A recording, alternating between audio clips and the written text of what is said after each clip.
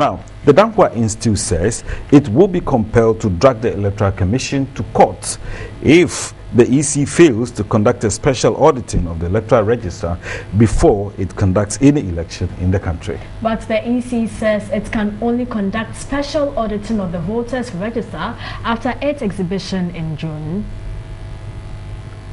The Electoral Commission is to conduct district assembly elections at the latter part of this year.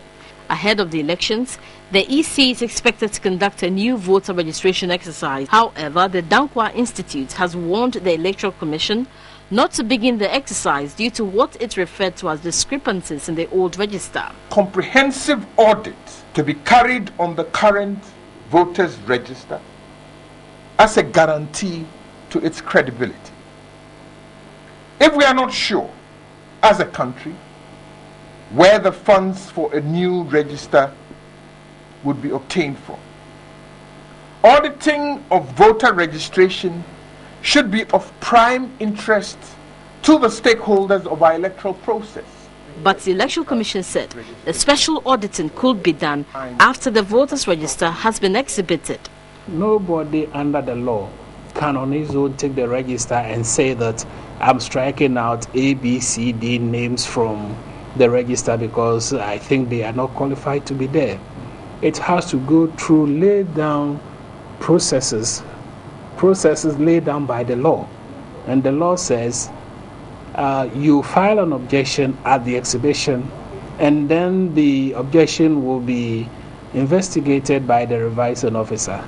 It is only under those conditions that people's names can be taken off the register. Additionally, the Dankwa Institute spoke about plans to resist any attempt by the EC to allow the electorate to vote with the National Health Insurance cards. The EC law says that you must be a citizen, not a resident, a citizen of the country in order to be registered to vote.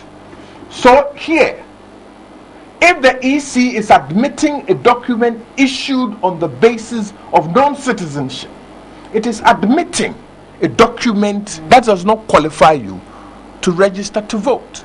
Once again, the EC disagrees. The law says the National Health Insurance card is one of the identification documents that an applicant can tender as a proof of eligibility. And this is not the first time we are accepting the National Health Insurance card. We did the same thing in 2012 when we were doing the main registration exercise. The Institute also lashed out at the Commission for not calling for any inter-party advisory committee meeting to discuss the creation of additional polling stations. While we recognize the authority of the EC to create additional polling stations as it pleases, the way in which it has been handled and the total lack of transparency is very troubling. However, the EC said the additional polling stations will not be used for the upcoming district assembly elections. And if we are creating additional polling stations, it might involve splitting some of the polling stations.